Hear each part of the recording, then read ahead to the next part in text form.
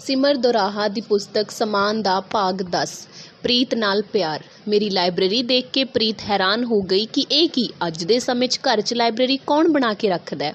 ਉਹਨੇ ਮੈਨੂੰ ਪੁੱਛਿਆ ਕਿ ਕਿਹੜੇ ਗਾਣੇ ਆਏ ਆ ਤੁਹਾਡੇ, ਮੈਂ ਕਦੇ ਸੁਣੇ ਨਹੀਂ। ਮੈਂ ਉਸਨੂੰ ਕਿਹਾ ਕਿ ਪਹਿਲੀ ਗੱਲ ਤਾਂ ਸ਼ੁਕਰ ਹੈ ਮਾਲਕ ਦਾ ਕਿ ਤੁਸੀਂ ਉਹ ਗਾਣੇ ਨਹੀਂ ਸੁਣੇ, ਨਹੀਂ ਤਾਂ ਅੱਜ ਸ਼ਾਇਦ ਤੁਸੀਂ ਮੇਰੇ ਨਾਲ ਖੜੇ ਵੀ ਨਾ ਹੁੰਦੇ। ਦੂਜੀ ਗੱਲ, ਮੈਨੂੰ ਤੂੰ ਕਰਕੇ ਹੀ ਬੁਲਾਓ, ਤੁਸੀਂ ਕਰਕੇ ਨਹੀਂ। ਅਸੀਂ ਦੋਨੇ ਹਮ ਉਮਰ ਹੀ ਹਾਂ ਤੇ ਤੂੰ 'ਚ ਆਪਣੱਤ ਵੀ ਜ਼ਿਆਦਾ ਹੈ।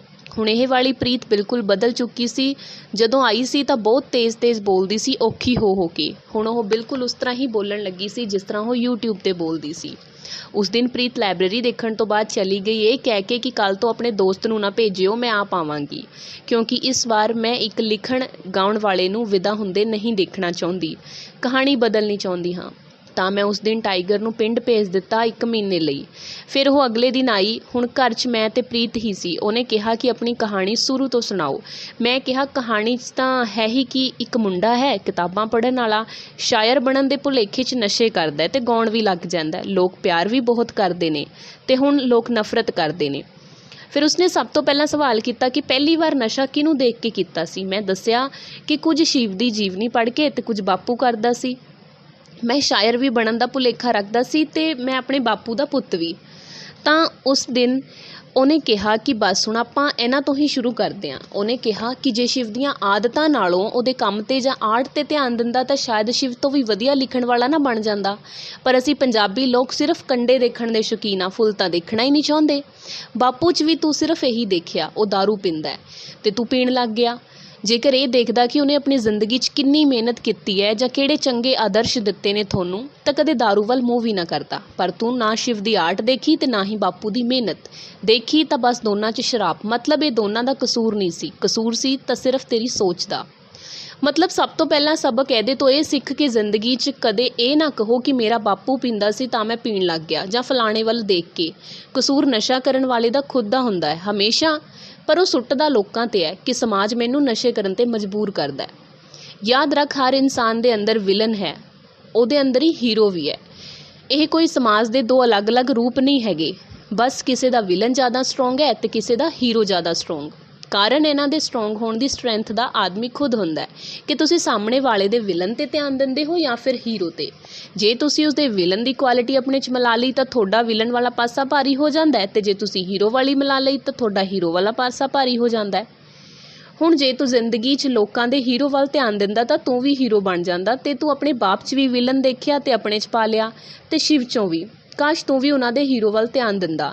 ਜਦ ਉਸਨੇ ਇਹ ਗੱਲ ਖ਼ਤਮ ਕੀਤੀ ਤਾਂ ਮੇਰੇ ਦਿਮਾਗ ਦੇ ਤੋਤੇ ਉੱਡ ਗਏ ਕਿ ਮੈਂ ਇਹ ਕੀ ਕੀਤਾ। ਅੱਜ ਤੱਕ ਸਿਰਫ ਮੈਂ ਲੋਕਾਂ 'ਚੋਂ ਵਿਲਨ ਕੱਢ ਕੇ ਆਪਣੇ ਅੰਦਰ ਪਾਉਂਦਾ ਰਿਹਾ। ਨਾ ਮੈਂ ਪਾਸ਼ ਦੀ ਲਿਖਤ ਵੱਲ ਧਿਆਨ ਦਿੱਤਾ, ਨਾ ਸਾਹਿਰ ਦੇ, ਜੇ ਦਿੱਤਾ ਵੀ ਜ਼ਿਆਦਾ ਨਹੀਂ, ਸਗੋਂ ਉਹਨਾਂ ਦੇ ਨਸ਼ੇ ਭਾਵ ਵਿਲਨ ਹੀਰੋ ਵੱਲ ਤਾਂ ਧਿਆਨ ਦਿੱਤਾ ਹੀ ਨਹੀਂ ਜ਼ਿਆਦਾ। ਫਿਰ ਜਦ ਇੰਦਾ ਮਿਲਿਆ ਸੀ ਤਾਂ ਉਹਦੇ 'ਚੋਂ ਇੱਕ ਵਧੀਆ ਯਾਰ ਦੋਸਤ ਨਹੀਂ ਦੇਖਿਆ ਜੋ ਮੈਨੂੰ ਸੁਧਾਰਨਾ ਚਾਹੁੰਦਾ ਸੀ। ਮੈਂ ਸਿਰਫ ਨਸ਼ੇ ਹੀ ਦੇਖੇ ਤੇ ਉਹੀ ਕੀਤੇ। ਖੁਸ਼ੀ ਦੇ ਪਿਓ 'ਚ ਇੱਕ ਉਹ ਕੁੜੀ ਦਾ ਪਿਓ ਨਹੀਂ ਦੇਖਿਆ ਜੋ ਆਪਣੀ ਧੀ ਨੂੰ ਤਸਕਰਾਂ ਦੇ ਘਰ ਵਿਆਹੁਣ ਤੋਂ ਡਰਦਾ ਹੈ, ਸਗੋਂ ਸਿਰਫ ਇਹ ਦੇਖਿਆ ਕਿ ਉਹ ਪਿਆਰ ਦਾ ਦੁਸ਼ਮਣ ਹੈ। ਤੇ ਇਹ ਸਾਰੀਆਂ ਗੱਲਾਂ ਜਦ ਮੈਂ ਸੋਚ ਰਿਹਾ ਸੀ ਤਾਂ ਉਹ ਰਸੋਈ 'ਚੋਂ ਆਪ ਹੀ ਚਾਹ ਬਣਾ ਕੇ ਲਿਆਈ, ਪਤਾ ਹੀ ਨਹੀਂ ਲੱਗਾ ਕਦੋਂ। ਮੈਂ ਸ਼ਰਮਸਾਰ ਹੋ ਕੇ ਉਹਨੂੰ ਕਿਹਾ ਕਿ ਮੈਨੂੰ ਕਹਿ ਦਿੰਦੇ। ਤਾਂ ਪ੍ਰੀਤ ਨੇ ਕਿਹਾ ਹੁਣ ਤੂੰ ਕੋਈ ਕੰਮ ਨਹੀਂ ਕਰਨਾ, 1 ਮਹੀਨਾ ਬਸ ਇਸ ਲਾਇਬ੍ਰੇਰੀ 'ਚ ਜਾਇਆ ਕਰ ਆਪਣੇ ਘਰ ਵਾਲੀ ਤੇ ਜਦੋਂ ਜ਼ਿਆਦਾ ਤੋਂ ਜ਼ਿਆਦਾ ਉੱਥੇ ਕਿਤਾਬਾਂ ਪੜ੍ਹ ਤੇ ਹੀਰੋ ਦੀ ਕੁਆਲਿਟੀ ਚੱਕ ਕੇ ਆਪਣੇ ਅੰਦਰ ਪਾਉਂਦਾ ਰਿਹਾ ਕਰ ਤੇ ਆਪਣਾ ਹੀਰੋ ਮਜ਼ਬੂਤ ਕਰ। ਜਦ ਉਹ ਇਹ ਗੱਲ ਬੋਲ ਰਹੀ ਸੀ ਤਾਂ ਮੈਂ ਉਸ ਵੱਲ ਦੇਖਦਾ ਹੀ ਰਿਹਾ। ਫਿਰ ਉਹ ਚਾਹ ਪੀ ਕੇ ਚਲੀ ਗਈ। ਅੱਜ ਪਹਿਲੀ ਵਾਰ ਮੈਨੂੰ ਲੱਗਿਆ ਸੀ ਕਿ ਹੁਣ ਤੱਕ ਇਹ ਕਿੱਥੇ ਸੀ। ਇਹ ਸਿਰਫ ਬੋਲਦੀ ਹੀ ਵਧੀਆ ਨਹੀਂ ਸੀ, ਸਗੋਂ ਦਿਮਾਗ ਵੀ ਬਹੁਤ ਵਧੀਆ ਹੈ। ਫਿਰ ਅਗਲੇ ਦਿਨ ਜਦੋਂ ਉਹ ਆਈ ਤਾਂ ਕਹਿੰਦੀ ਹੁਣ ਅਗਲਾ ਨਸ਼ਾ ਕਦੋਂ ਕੀਤਾ। ਮੈਂ ਕਿਹਾ ਕਾਲਜ। ਕਹਿੰਦੀ ਕਿਵੇਂ। ਮੈਂ ਕਿਹਾ ਜਰਦਾ ਲਾਇਆ ਤੇ ਬਾਅਦ 'ਚ ਉਹਦੀ ਜਗ੍ਹਾ ਹੁਣ ਮੈਂ ਕੂਲ ਲਿਪ ਲਾ ਰਿਹਾ। ਤਾਂ ਉਹਨੇ ਕਿਹਾ ਕਿ ਸੋਚ ਕੇ ਲਾਇਆ। ਤਾਂ ਮੈਂ ਕਿਹਾ ਕਿ ਇੱਕ ਤਾਂ ਇੰਦਾ ਲਾਉਂਦਾ ਸੀ ਤਾਂ ਲਾਇਆ ਸੀ, ਪਰ ਉੱਥੇ ਮੈਂ ਗਲਤ ਸੀ। ਇੰਦੇ ਦਾ ਮੈਂ ਵਿਲਨ ਚੁੱਕ ਕੇ ਆਪਣੇ 'ਚ ਪਾ ਲਿਆ ਸੀ ਆਪਣੇ ਅੰਦਰ। ਪਰ ਉਹਨਾਂ ਦਿਨਾਂ 'ਚ ਮੈਂ ਇੱਕ ਗੀਤ ਵੀ ਸੁਣਿਆ ਕਰਦਾ ਸੀ ਸਦੀਕ ਦਾ, ਜੋੜਾਂ ਵਿੱਚ ਬਹਿ ਗਿਆ ਏ ਜੱਟ ਦੇ ਤੇਲੂ ਰਾਮ ਦੀ ਹੱਟੀ ਦਾ ਜਰਦਾ, ਜੋ ਕਿ ਬਾਪੂ ਸਿੰਘ ਮਾਨ ਦਾ ਲਿਖਿਆ ਹੋਇਆ ਸੀ। ਤਾਂ ਉਹ ਹੱਸ ਪਈ ਤੇ ਮੈਨੂੰ ਕਹਿੰਦੀ ਆਹ ਫੜ ਮੇਰਾ ਮੋਬਾਈਲ ਤੇ YouTube ਖੋਲ। ਮੈਂ ਖੋਲੀ ਤੇ ਸਰਚ ਵਾਲੀ ਆਪਸ਼ਨ 'ਤੇ ਜਾ ਕੇ ਮੈਂ ਜਦੋਂ ਗਿਆ ਤਾਂ ਉਹ ਕਹਿੰਦੀ ਆਹੀ ਗਾਣਾ ਸਰਚ ਕਰ। ਮੈਂ ਹੱਸ ਪਿਆ ਕਿ ਤੁਸੀਂ ਵੀ ਲਾਉਂਦੇ ਹੋ। ਉਹਨੇ ਮੈਨੂੰ ਘੂਰਿਆ ਨਹੀਂ, ਸਗੋਂ ਇਹ ਦਿਖਾਉਣਾ ਚਾਹੁੰਦੀ ਸੀ ਕਿ ਇਹ ਗੀਤ ਇੱਕ ਬਹੁਤ ਸੋਹਣਾ ਗੀਤ ਹੈ ਜੋ ਪੋਜ਼ੀਟਿਵਲੀ ਲਿਆ ਜਾਵੇ। ਇਹ ਇੱਕ ਹਾਸ ਰਸ ਵਾਲਾ ਗੀਤ ਹੈ। ਤੁਸੀਂ ਇਸ ਤਰ੍ਹਾਂ ਦੇ ਕਰੈਕਟਰ ਆਪਣੇ ਆਲੇ ਦੁਆਲੇ ਅਕਸਰ ਦੇਖਦੇ ਹੋ ਜਿਹੜੇ ਜਰਦਾ ਲਾਉਂਦੇ ਜਾਂ ਸੁਲਫਾ ਪੀਂਦੇ ਨੇ ਪਰ ਕਦੇ ਨਹੀਂ ਕਰਦੇ। ਪਰ ਜਦੋਂ ਕੋਈ ਗਾਉਣ ਵਾਲਾ ਗਾ ਦਿੰਦਾ ਹੈ ਤਾਂ ਕਹਿੰਦੇ ਹੋ ਕਿ ਇਹਨੇ ਵੀ ਕਹਿਤਾ ਤਾਂ ਆਪਾਂ ਨੂੰ ਵੀ ਕਰਨਾ ਹੀ ਪਊ। ਸਗੋਂ ਸਾਨੂੰ ਇਹਦੇ 'ਚ ਗੀਤਕਾਰ ਦੀ ਉਸਤਾਦੀ ਮੰਨਣੀ ਪਏਗੀ ਕਿ ਉਹਨੇ ਉਸ ਕਰੈਕਟਰ ਨੂੰ ਕਿੰਨਾ ਪੂਰਾ ਪੇਸ਼ ਕੀਤਾ ਹੈ। ਉਹਦੀ ਪੂਰੀ ਕਹਾਣੀ ਸਾਨੂੰ ਗਾਣੇ 'ਚ ਦੱਸ ਦਿੱਤੀ ਹੈ। ਅਤੇ ਫਿਰ ਬੱਬੂ ਸਿੰਘ ਮਾਨ ਦਾ ਲਿਖਿਆ ਮੁੱਕ ਗਈ ਫੀਮ ਡੱਬੀ 'ਚੋਂ ਯਾਰੋ, ਸੁਣ ਕੇ ਫੀਮ ਨਹੀਂ ਖਾਓਗੇ, ਬਸ ਉਸ ਕਰੈਕਟਰ ਬਾਰੇ ਸੁਣੋਗੇ ਅਤੇ ਹੱਸ ਕੇ ਆਨੰਦ ਲਓਗੇ, ਨਾ ਕਿ ਖੁਦ ਕਾਰਨ ਬਹਿ ਜਾਓਗੇ। ਗੀਤ ਵੀ ਗੱਲਾਂ ਵਰਗੇ ਹੀ ਹੁੰਦੇ ਆ ਅਤੇ ਜਿਹੜਾ ਗੀਤ ਗੱਲਾਂ ਵਰਗਾ ਨਾ ਹੋਵੇ ਉਹ ਗੀਤ ਨਹੀਂ, ਕੁਝ ਹੋਰ ਹੀ ਹੋਊ। ਹੁਣ ਸੋਚੋ, ਮੈਂ ਤੁਹਾਨੂੰ ਕਹਾਂ ਅੱਜ ਮੈਂ ਬੱਸ ਅੱਡੇ 'ਤੇ ਖੜ੍ਹੀ ਸੀ, ਉੱਥੇ ਇੱਕ ਆਦਮੀ ਡੋਡੇ ਖਾ ਰਿਹਾ ਸੀ। ਉਹਨੇ ਲਿਫਾਫੇ 'ਚੋਂ ਕੱਢੇ, ਕਾਰਡ ਭਰਿਆ ਅਤੇ ਅੰਦਰ ਮਾਰਿਆ, ਪਾਣੀ ਦਾ ਗਲਾਸ ਪੀਤਾ ਅਤੇ ਉਹ ਬੱਸ ਚੜ੍ਹ ਗਿਆ। ਹੁਣ ਇੱਕ ਕਿੱਸਾ ਜਦ ਮੈਂ ਤੁਹਾਨੂੰ ਸੁਣਾਇਆ ਤਾਂ ਤੁਹਾਡਾ ਡੋਡੇ ਖਾਣ ਨੂੰ ਬਿਲਕੁਲ ਦਿਲ ਨਹੀਂ ਕੀਤਾ ਹੋਣਾ, ਪਰ ਜੇ ਇਹੀ ਗੱਲ ਗੀਤਕਾਰ ਲਿਖਦੇ ਅਤੇ ਕੋਈ ਗਾਇਕ ਗਾ ਦੇਵੇ, ਤੁਸੀਂ ਬਸ ਗੱਲ ਸੁਣਨ ਦੀ ਬਜਾਏ ਕਰਨ ਬਹਿ ਜਾਂਦੇ ਹੋ। ਇਸ ਲਈ ਅੱਜ ਦਾ ਸਬਕ, ਕਦੇ ਆਪਣੀ ਮਾੜੀ ਆਦਤ ਨੂੰ ਗੀਤਕਾਰ ਜਾਂ ਗਾਇਕ 'ਤੇ ਨਾ ਸੁੱਟੋ, ਸਗੋਂ ਸੋਚੋ ਕਿ ਕਿੱਦਾਂ ਲਿਖਿਆ ਅਤੇ ਗਾਇਆ ਗਿਆ ਹੈ ਇਸ ਗੀਤ ਨੂੰ। ਪੁਰਾਣੇ ਗਾਣੇ ਬਿਨਾਂ ਕਿਸੇ ਵੀਡੀਓ ਤੋਂ ਵੀ ਹਿੱਟ ਸੀ, ਕਿਉਂਕਿ ਲਿਖਣ ਵਾਲਾ ਅੱਖਾਂ ਅੱਗੇ ਵੀਡੀਓ ਚਲਾ ਦਿੰਦਾ ਸੀ। ਉਹਨਾਂ ਦੀ ਉਸ ਚੱਜ ਦੀ ਤਾਰੀਫ ਕਰੋ। ਫਿਰ ਮੈਨੂੰ ਇਹ ਸਾਰੀ ਗੱਲ ਕਹਿ ਕੇ ਉਹਨੇ ਕਿਹਾ ਕਿ ਚਲੋ ਅੱਜ ਕੋਈ ਪੁਰਾਣਾ ਗਾਣਾ ਸੁਣਾ। ਮੈਂ ਸੁਣਾਇਆ ਆਈ ਸ਼ਗਨਾਂ ਦੀ ਰਾਤ, ਸਦੀਕ ਦਾ। ਉਹਦੇ ਮੂੰਹ ਦੇ ਬੋਲ ਸੀ, ਕਿੰਨਾ ਸੋਹਣਾ ਸਮਾਂ ਹੋਵੇਗਾ ਨਾ ਉਹ। ਅਤੇ ਉਹ ਬਸ ਇੰਨਾ ਕਹਿ ਕੇ ਘਰ ਚਲੀ ਗਈ। ਦੂਜੇ ਦਿਨ ਮੈਂ ਹੈਰਾਨ ਸੀ ਇਹ ਕਿ ਇਹਨੂੰ ਕਿਤਾਬਾਂ ਵੀ ਪਸੰਦ ਨੇ ਅਤੇ ਕਿਤਾਬਾਂ ਲਿਖਣ ਵਾਲੇ ਵੀ, ਪੁਰਾਣੇ ਗੀਤ ਵੀ। ਇਹ ਤਾਂ ਬਿਲਕੁਲ ਮੇਰੇ ਵਰਗੀ ਹੈ। ਮੈਨੂੰ ਅੰਮ੍ਰਿਤਾ ਪ੍ਰੀਤਮ ਦੀ ਉਹ ਗੱਲ ਯਾਦ ਆਈ ਕਿ ਸਾਹਿਰ ਜਦੋਂ ਮੇਰੇ ਸਾਹਮਣੇ ਹੁੰਦਾ ਸੀ ਤਾਂ ਇਸ ਤਰ੍ਹਾਂ ਲੱਗਦਾ ਸੀ ਕਿ ਮੇਰੇ ਵਜੂਦ ਦਾ ਕੋਈ ਟੋਟਾ ਬਾਹਰ ਬੈਠਾ ਹੋਵੇ। ਅਤੇ ਇਹ ਗੱਲ ਪੜ੍ਹ ਕੇ ਮੈਂ ਕਾਲਜ ਕਿੰਨਾ ਟਾਈਮ ਆਪਣੇ ਵਜੂਦ ਦਾ ਟੁਕੜਾ ਵੀ ਲੱਭਦਾ ਰਿਹਾ। ਵਜੂਦ ਦੇ ਟੁਕੜੇ ਲੱਭਣ ਜਾਂਦੇ ਬਸ ਕੁਦਰਤ ਆਪਣੇ ਆਪ ਸਮਾਂ ਆਏ ਅਤੇ ਮਿਲਾ ਦਿੰਦੀ ਹੈ, ਸਾਹਮਣੇ ਬਿਠਾ ਦਿੰਦੀ ਹੈ। ਪਰ ਇਸ ਵਾਰ ਅੰਮ੍ਰਿਤਾ ਸਾਹਿਰ ਨੂੰ ਨਹੀਂ, ਮੰਟੋ ਨੂੰ ਪਸੰਦ ਆ ਰਹੀ ਸੀ। ਕਿੱਦਾਂ ਮੇਲ ਹੁੰਦਾ। ਚਲੋ ਖੈਰ, ਕਿੰਨੇ ਹੀ ਦਿਨ ਉਹ ਆਉਂਦੀ ਰਹੀ, ਮੇਰੇ ਤੋਂ ਗੱਲਾਂ ਸੁਣਦੀ, ਮੇਰੇ ਤੋਂ ਹੱਲ ਕਰਾਉਂਦੀ, ਯਾਦ ਕਰਾਉਂਦੀ ਅਤੇ ਚਲੀ ਜਾਂਦੀ। ਹੁਣ ਇੱਕ ਦਿਨ ਮੈਂ ਉਹਨੂੰ ਕਿਹਾ ਕਿ ਜੀ ਇਹ ਕਾਰਨ ਤਾਂ ਬਹੁਤ ਹੋ ਗਏ ਕਿ ਮੈਂ ਵਿਗੜਿਆ ਕਿਉਂ, ਹੁਣ ਸੁਧਰਨ ਬਾਰੇ ਦੱਸੋ ਕਿ ਸੁਧਰਿਆ ਕਿਵੇਂ ਜਾਵੇ। ਉਹਨੇ ਕਿਹਾ ਕਿਵੇਂ ਸੁਧਰਨਾ ਚਾਹੁੰਦੇ। ਮੈਂ ਕਿਹਾ ਕਿਤਾਬੀ ਜਿਹੀ ਗੱਲ ਕਰਤੀ। ਹੁਣ ਮੈਂ ਕਿਸਮਤ ਦਾ ਕਸੂਰ ਨਹੀਂ ਕੱਢਣਾ ਚਾਹੁੰਦਾ, ਸਗੋਂ ਮੈਂ ਆਪਣੀ ਤਕਦੀਰ ਨੂੰ ਖੁਦ ਲਿਖਣਾ ਚਾਹੁੰਦਾ। ਤਾਂ ਉਹ ਕੁਝ ਸੋਚਣ ਲੱਗੀ ਅਤੇ ਘਰ ਚਲੀ ਗਈ ਉੱਠ ਕੇ। ਮੈਂ ਉਸ ਦਿਨ ਸੋਚਦਾ ਰਿਹਾ ਕਿ ਮੇਰੇ ਤੋਂ ਕੁਝ ਗਲਤ ਤਾਂ ਨਹੀਂ ਹੋ ਗਿਆ ਸਾਲਾ, ਹੋਰ ਹੀ ਨਾ ਨਵਾਂ ਜੱਬ ਖੜਾ ਹੋ ਜੇ। ਪਰ ਉਹ ਅਗਲੇ ਦਿਨ ਆਈ ਅਤੇ ਪੂਰੀ ਖੁਸ਼। ਮੈਂ ਉਸਨੂੰ ਕਿਹਾ ਕਿਉਂ ਚਲੇ ਗਏ ਸੀ ਕੱਲ੍ਹ। ਇੱਕੋ ਦਮ ਉੱਠ ਕੇ ਕਿਸੇ ਗੱਲ ਦਾ ਗੁੱਸਾ ਲੱਗਿਆ। ਤਾਂ ਉਹਨੇ ਕਿਹਾ ਨਾ, ਤੂੰ ਕਿਹਾ ਨਾ ਕਿ ਤੂੰ ਆਪਣੀ ਤਕਦੀਰ ਖੁਦ ਲਿਖਣੀ ਹੈ, ਅਤੇ ਮੈਂ ਵੀ ਕਿਸੇ ਗੱਲ ਨੂੰ ਜਦੋਂ ਤੱਕ ਨਾ ਸਮਝ ਲਵਾਂ ਉਲਝੀ ਰਹਿੰਦੀ ਹਾਂ। ਪਰ ਰਾਤੀ ਮੈਂ ਤੇਰਾ ਹੱਲ ਲੱਭ ਲਿਆ। ਮੈਂ ਕਿਹਾ ਕਿ ਉਹਨੇ ਆਪਣੇ ਪਰਸ 'ਚੋਂ ਇੱਕ ਡਾਇਰੀ ਕੱਢ ਕੇ ਮੇਰੇ ਹੱਥ 'ਚ ਫੜਾਈ ਅਤੇ ਕਹਿੰਦੀ ਫੜ, ਅੱਜ ਤੋਂ ਆਪਣੀ ਤਕਦੀਰ ਲਿਖਣੀ ਸ਼ੁਰੂ ਕਰ। ਮੈਨੂੰ ਕੁਝ ਸਮਝ ਨਹੀਂ ਆਈ ਤਾਂ ਮੈਂ ਕਿਹਾ ਕੀ ਕਹਿ ਰਹੇ ਹੋ, ਖੁੱਲ੍ਹ ਕੇ ਸਮਝਾਓ। ਤਾਂ ਉਹਨੇ ਕਿਹਾ ਲੋਕਾਂ ਨੇ ਅੱਜ ਤੱਕ ਆਪਣੀ ਜੀਵਨੀ ਲਿਖੀ ਹੈ ਕਿ ਕੀ ਉਹਨਾਂ ਦੀ ਜ਼ਿੰਦਗੀ 'ਚ ਹੋਇਆ, ਪਰ ਕਦੇ ਇਹ ਜ਼ਰੂਰਤ ਨਹੀਂ ਕੀਤੀ ਕਿ ਉਹ ਇਹ ਲਿਖ ਸਕਣ ਕਿ ਉਹ ਕੀ ਉਹਨਾਂ ਨੇ ਕਰਨਾ ਹੈ। ਮੈਂ ਕਿਹਾ ਮੈਨੂੰ ਕਰਨਾ ਕੀ ਹੋਊ। ਤਾਂ ਉਹਨੇ ਕਿਹਾ ਜੋ ਕੱਲ੍ਹ ਕਰਨਾ ਚਾਹੁੰਦਾ ਇੱਕ ਦਿਨ ਪਹਿਲਾਂ ਰਾਤ ਨੂੰ ਡਾਇਰੀ 'ਤੇ ਲਿਖ ਲਿਆ ਕਰ ਅਤੇ ਫਿਰ ਉੱਦਾਂ ਹੀ ਕਰਿਆ ਕਰ। ਮੈਂ ਕਿਹਾ ਜੇ ਇਸ ਤਰ੍ਹਾਂ ਹੁੰਦਾ ਤਾਂ ਫਿਰ ਲੋਕ ਰੱਬ ਨੂੰ ਕਿਉਂ ਮੰਨਦੇ, ਸਾਰੇ ਹੀ ਆਪਣੀ ਕਿਸਮਤ ਲਿਖ ਲੈਣ। ਇੱਕ ਦਿਨ ਪਹਿਲਾਂ ਤਾਂ ਉਹਨੇ ਕਿਹਾ ਮਾਲੀ ਦਾ ਕੰਮ ਪਾਣੀ ਦੇਣਾ, ਭਰ ਮਸ਼ਕਾਂ ਪਾਵੇ, ਮਾਲੀ ਦਾ ਕੰਮ ਫੁੱਲ ਲਾਉਣਾ, ਲਾਵੇ ਜਾਂ ਨਾ ਲਾਵੇ ਤੂੰ ਕਰਨਾ ਹੈ। ਉਹ ਤੂੰ ਕਰਕੇ ਲਿਖ, ਕਰਕੇ ਉਹਦੇ ਨਤੀਜੇ ਕੀ ਹੋਣਗੇ ਉਹ ਮਾਲਕ 'ਤੇ ਛੱਡ ਦੇ। ਫਿਰ ਉਹ ਮੁਸਕਰਾ ਕੇ ਘਰ ਚਲੀ ਗਈ ਅਤੇ ਜਾਂਦੀ ਜਾਂਦੀ ਕਹਿ ਕੇ ਗਈ ਜੀ ਕੇ ਤਾਂ ਸਾਰੇ ਲਿਖਦੇ ਆ, ਤੂੰ ਲਿਖ ਕੇ ਜੀ। ਇਹ ਗੱਲ ਮੇਰੇ ਧੁਰ ਅੰਦਰ ਤੱਕ ਘਰ ਕਰ ਗਈ। ਪਤਾ ਨਹੀਂ ਸੀ ਕਿ ਪ੍ਰੀਤ 'ਚ ਇੰਨੀ ਅਲੱਗ ਸੋਚ, ਇੰਨਾ ਅਲੱਗ ਨਜ਼ਰੀਆ, ਹਰ ਚੀਜ਼ ਨੂੰ ਕਰਨ ਦਾ ਜਾਂ ਸੋਚਣ ਦਾ, ਇੰਨਾ ਅਲੱਗ ਢੰਗ, ਦੇਖਣ ਨੂੰ ਸੂਟ ਪਾਉਣ ਵਾਲੀ ਸਾਦੀ ਪੇਂਡੂ ਜਿਹੀ ਦਿਸਦੀ ਕੁੜੀ ਨੇ ਲੱਗਦਾ ਸੀ ਹਿਊਮਨ ਸਾਈਕੋਲੋਜੀ ਨੂੰ ਘੋਲ ਕੇ ਪੀ ਲਿਆ, ਜਾਂ ਸ਼ਾਇਦ ਹਿਊਮਨ ਸਾਈਕੋਲੋਜੀ ਦਾ ਤਾਂ ਪਤਾ ਨਹੀਂ, ਪੰਜਾਬੀ ਸਾਈਕੋਲੋਜੀ ਜ਼ਰੂਰ ਕਹਿ ਸਕਦੇ ਹਾਂ। ਫਿਰ ਉਹਦੇ ਬਾਰੇ ਹੀ ਮੈਂ ਸੋਚਦਾ ਰਿਹਾ ਅਤੇ ਅਗਲੇ ਦਿਨ ਉਹ ਫੇਰ ਆਈ ਅਤੇ ਮੈਂ ਉਸਨੂੰ ਦੱਸਿਆ ਕਿ ਹੁਣ ਮੈਂ ਰੋਜ਼ ਡਾਇਰੀ 'ਚ ਇੱਕ ਨਸ਼ਾ ਲਿਖ ਲੈਣਾ ਕਿ ਅੱਜ ਤੋਂ ਬਾਅਦ ਇਹ ਨਹੀਂ ਕਰਨਾ। ਇਸ ਤਰ੍ਹਾਂ ਇੱਕਦਮ ਛੱਡਣ ਵਾਲੀ ਤਕਲੀਫ ਵੀ ਨਹੀਂ ਹੋ ਰਹੀ ਅਤੇ ਮੈਂ ਜਿੱਤਦਾ ਵੀ ਜਾ ਰਿਹਾ। ਉਹ ਮੇਰੀ ਗੱਲ ਸੁਣ ਕੇ ਖੁਸ਼ ਹੋਈ ਅਤੇ ਮੇਰੇ ਵੱਲ ਦੇਖ ਕੇ ਮੁਸਕਰਾ ਪਈ। ਫਿਰ ਮੈਨੂੰ ਕਹਿੰਦੀ ਅੱਛਾ ਇਹ ਦੱਸ ਹੁਣ ਤੂੰ ਲਿਖਦਾ ਹੈ ਗੀਤ। ਮੈਂ ਕਿਹਾ ਨਹੀਂ। ਤਾਂ ਉਸਨੇ ਮੈਨੂੰ ਪੁੱਛਿਆ ਕਿਉਂ ਨਹੀਂ। ਮੈਂ ਕਿਹਾ ਯਾਰ ਚੰਗੇ ਕੋਈ ਸੁਣਦਾ ਨਹੀਂ, ਮਾੜੇ ਹੁਣ ਮੈਂ ਲਿਖਣੇ ਨਹੀਂ। ਅਤੇ ਉਹਨੇ ਕਿਹਾ ਤੈਨੂੰ ਬੱਬੂ ਕਿੰਨੀ ਵਾਰ ਸਮਝਾਇਆ, ਮੰਟੋ ਸਾਹਿਬ ਕਹਿੰਦੇ ਸੀ ਕਿ ਲਿਖਣ ਵਾਲੀ ਕੋਈ ਵੀ ਚੀਜ਼ ਕਦੇ ਚੰਗੀ ਜਾਂ ਮਾੜੀ ਨਹੀਂ ਹੁੰਦੀ, ਸਗੋਂ ਉਹਨਾਂ 'ਤੇ ਆਪਣੇ ਟਾਈਮ ਮੁਕੱਦਮੇ ਚੱਲਦੇ ਨੇ ਕਿ ਉਹ ਅਸ਼ਲੀਲ ਲੇਖਕ ਨੇ, ਪਰ ਉਹ ਲਿਖਦੇ ਗਏ।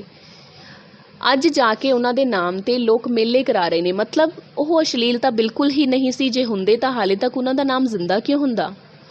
ਇਹ ਚੀਜ਼ ਮੰਟੋ ਹਮੇਸ਼ਾ ਕਹਿੰਦੇ ਸੀ ਕਿ ਲਿਖਾਈ ਦੀ ਬੋਲੀ ਸਮੇਂ ਦੇ ਅਨੁਸਾਰ ਰੱਖੋ। ਜਿਸ ਬੋਲੀ 'ਚ ਲੋਕ ਗੱਲ ਕਰ ਰਹੇ ਨੇ ਉਸ 'ਚ ਗਰਾਮਾਰ ਵਾੜਨ ਦੀ ਜਾਂ ਉਸ ਨੂੰ ਨਿਯਮਿਤ ਕਰਨ ਦੀ ਕੋਸ਼ਿਸ਼ ਨਾ ਕਰੋ। ਉਸ ਨੂੰ ਉਸ ਤਰ੍ਹਾਂ ਹੀ ਲਿਖੋ ਕਿ ਪੜ੍ਹਨ ਵਾਲੇ ਨੂੰ ਲੱਗੇ ਕਿ ਉਹ ਸੁਣ ਰਿਹਾ ਹੈ। ਇੰਨੀ ਸਾਦੀ ਬੋਲੀ 'ਚ ਲਿਖੋ ਕਿ 6ਵੀਂ 7ਵੀਂ ਜਮਾਤ 'ਚ ਪੜ੍ਹਨ ਵਾਲੇ ਬੱਚੇ ਨੂੰ ਵੀ ਸਮਝ ਆਵੇ।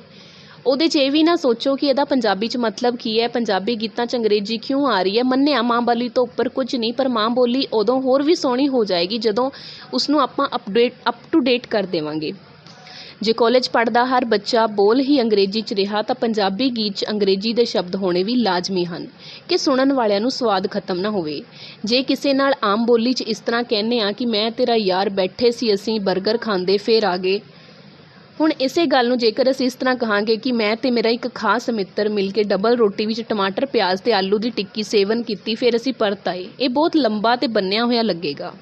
ਤਾਂ ਕਰਕੇ ਕਦੇ ਨਾ ਸੋਚੋ ਕਿ ਗੀਤ ਮਾੜਾ ਹੈ, ਇਹ ਕਿਤਾਬ ਮਾੜੀ ਹੈ। ਦਾਰੂ ਛੱਡੋ, ਚਿੱਟੇ ਤੇ ਗਾਓ, ਪਰ ਉਹਦੇ ਵਿੱਚ ਕੁਝ ਉਸ ਤੇ ਮਜ਼ਾਕੀਆ ਤਰਕ ਭਾਵ ਹਿਊਮਰ ਹੋਵੇ ਤੇ ਅੰਤ ਵਿੱਚ ਕੋਈ ਮੈਸੇਜ ਹੋਵੇ। ਜਦ ਅੱਜ ਦਾ ਨੌਜਵਾਨ ਕਰ ਰਿਹਾ ਹੈ ਤਾਂ ਤੁਹਾਨੂੰ ਸਮਝਾਉਣ ਲਈ ਉਹਦੀ ਨਜ਼ਰ ਤੱਕ ਜਾਣਾ ਪਵੇਗਾ। ਤੇ ਜੇ ਤੁਸੀਂ ਗਾ ਜਾਂ ਲਿਖ ਰਹੇ ਹੋ ਤਾਂ ਉਹਦਾ ਇਹ ਮਤਲਬ ਇਹ ਵੀ ਨਹੀਂ ਕਿ ਤੁਸੀਂ ਉਹ ਕਰ ਰਹੇ ਹੋ। ਬਸ ਇੰਨਾ ਕਹਿ ਕੇ ਉਹਨੇ ਮੇਰੇ ਵੱਲ ਤੱਕਿਆ ਤੇ ਬਸ ਮੁਸਕਰਾ ਰਿਹਾ ਸੀ। ਮੈਂ ਤੇ ਸੋਚ ਰਿਹਾ ਸੀ ਕਿ ਇਹ ਜਾਦੂ ਕੀ ਚੱਲ ਰਿਹਾ ਹੈ ਸਾਲਾ, ਆਹ ਕੀ ਹੈ, ਹਰ ਗੱਲ ਦਾ ਹੱਲ ਇਹਦੇ ਕੋਲ ਹੈ। ਮੈਨੂੰ ਉਹ ਕੁੜੀ 'ਚੋਂ 21ਵੀਂ ਸਦੀ ਦਾ ਫਰੈਸ਼ ਇੰਟੈਕਚੁਅਲਿਜ਼ਮ ਦਿਖਾਈ ਦੇ ਰਿਹਾ ਸੀ। ਆਹੀ ਤਾਂ ਹੁੰਦਾ ਹੈ ਕਿ ਹਰ ਇੱਕ ਗੱਲ ਨੂੰ ਆਪਣੇ ਸਮਾਜ ਦੇ ਨਵੇਂ ਢੰਗ ਮੁਤਾਬਿਕ ਅਤੇ ਲਈ ਸੋਚਣਾ। ਇਹ ਪਰਿਭਾਸ਼ਾ ਤਾਂ ਬਿਲਕੁਲ ਹੂਬਹੂ ਪ੍ਰੀਤ 'ਤੇ ਲੱਗਦੀ ਸੀ। ਤੇ ਇਸ ਤਰ੍ਹਾਂ ਹੀ ਮੈਨੂੰ ਯਾਦ ਆਇਆ ਕਿ ਕੱਲ੍ਹ ਸਾਡਾ ਆਖਰੀ ਦਿਨ ਹੈ ਤੇ ਮੈਨੂੰ ਇਸ ਤਰ੍ਹਾਂ ਲੱਗਿਆ ਕਿ ਜਿਵੇਂ ਮੈਂ ਜ਼ਿੰਦਗੀ ਦੀ ਸਭ ਤੋਂ ਵੱਡੀ ਬਾਜੀ ਹਾਰ ਜਾਵਾਂਗਾ ਜੇ ਇਹ ਡਾਕਟਰ ਮੇਰੀ ਜ਼ਿੰਦਗੀ 'ਚੋਂ ਚਲੀ ਗਈ। ਅਗਲੇ ਦਿਨ ਉਹ ਆਈ ਤਾਂ ਅੱਜ ਮੈਂ ਪਹਿਲਾਂ ਹੀ ਚਾਹ ਬਣਾ ਕੇ ਬੈਠਾ ਸੀ। ਮੈਂ ਉਹਨੂੰ ਕਿਹਾ ਕਿ ਬਹੁਤ ਦਿਨਾਂ ਤੋਂ ਮੈਂ ਸਿਰਫ ਸੁਣ ਰਿਹਾ ਸੀ ਤੇ ਤੁਸੀਂ ਮੇਰੇ ਅੰਦਰ ਦੇ ਅਸਲ ਆਰਟਿਸਟ ਦਾ ਪੁਨਰ ਜਨਮ ਕਰ ਦਿੱਤਾ ਹੈ, ਜਿਸ ਨੂੰ ਮੈਂ ਬਹੁਤ ਪਹਿਲਾਂ ਮਾਰ ਦਿੱਤਾ ਸੀ। ਹੁਣ ਮੈਂ ਨਸ਼ੇ ਵੀ ਨਹੀਂ ਕਰਦਾ, ਕਿਸੇ ਨੂੰ ਆਪਣੀ ਅਤੀਤ ਲਈ ਜ਼ਿੰਮੇਦਾਰ ਵੀ ਨਹੀਂ ਮੰਨਦਾ, ਹਰ ਬੰਦੇ ਨੂੰ ਮੈਂ ਚੰਗੀ ਨਿਗਾਹ ਨਾਲ ਦੇਖਦਾ ਹਾਂ, ਹਰ ਤਰ੍ਹਾਂ ਦੀ ਕਿਤਾਬ ਪੜ੍ਹਦਾ ਹਾਂ, ਹਰ ਤਰ੍ਹਾਂ ਦੇ ਗਾਣੇ ਸੁਣਦਾ ਵੀ ਹਾਂ ਤੇ ਲਿਖਦਾ ਵੀ ਹਾਂ। ਬਸ ਤੁਹਾਨੂੰ ਕਹਿਣਾ ਚਾਹੁੰਦਾ ਕਿ ਮੈਨੂੰ ਤੁਹਾਡੇ 'ਚੋਂ ਅੰਮ੍ਰਿਤਾ ਦਿਖਦੀ ਹੈ। ਉਹ ਚਾਹ ਪੀਂਦੀ ਪੀਂਦੀ ਇੱਕਦਮ ਰੁਕ ਗਈ। ਮੈਂ ਕਿਹਾ ਇਸ ਵਾਰ ਵਜੂਦ ਦਾ ਟੁਕੜਾ ਅੰਮ੍ਰਿਤਾ ਨੂੰ ਨਹੀਂ ਸਗੋਂ ਸਾਹਿਰ ਨੂੰ ਵੀ ਨਹੀਂ ਸਗੋਂ ਮੰਟੋ ਨੂੰ ਦਿਖਿਆ ਹੈ।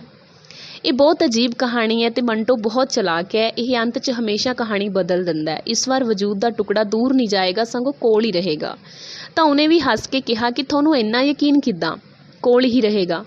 ਹੁਣ ਉਹਦੀਆਂ ਅੱਖਾਂ 'ਚ ਵੀ ਲਾਲੀ ਸੀ। ਮੈਂ ਕਿਹਾ ਤੁਸੀਂ ਤਾਂ ਉਹੀ ਗੱਲ ਕਰਤੀ, ਆਪੇ ਰੋਗ ਲਾਉਣਾ, ਆਪੇ ਦੇਣੀਆਂ ਦੁਆਵਾਂ, ਜਾਂ ਵੀ ਅਸੀਂ ਦੇਖ ਲਈਆਂ ਤੇਰੀਆਂ ਵਫਾਵਾਂ। ਤਾਂ ਉਹ ਹੱਸ ਪਈ ਕਿ ਹੁਣ ਕਿਹੜਾ ਰੋਗ ਬਾਕੀ ਰਹਿ ਗਿਆ। ਮੈਂ ਕਿਹਾ ਕਿ ਤੁਸੀਂ ਹੀ ਤਾਂ ਕਿਹਾ ਸੀ ਕਿ ਤਕਦੀਰ ਇੱਕ ਦਿਨ ਪਹਿਲਾਂ ਲਿਖ ਲਿਆ ਕਰ, ਤੇ ਮੇਰੇ ਲਿਖੇ ਮੁਤਾਬਿਕ ਮੈਨੂੰ ਅੱਜ ਤੁਸੀਂ ਜਾਣਦੇ ਨਹੀਂ ਸਗੋਂ ਪੱਕੇ ਤੌਰ 'ਤੇ ਮੇਰੇ ਕੋਲ ਰੁਕਦੇ ਹੀ ਦਿਖਾਈ ਦੇ ਰਹੇ ਹੋ।